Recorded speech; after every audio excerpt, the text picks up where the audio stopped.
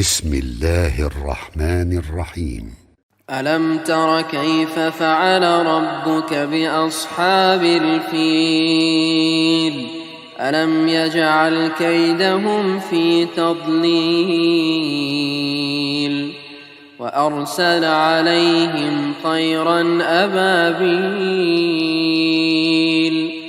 ترميهم بحجارة من سجيل فجعلهم كعصف مأكول.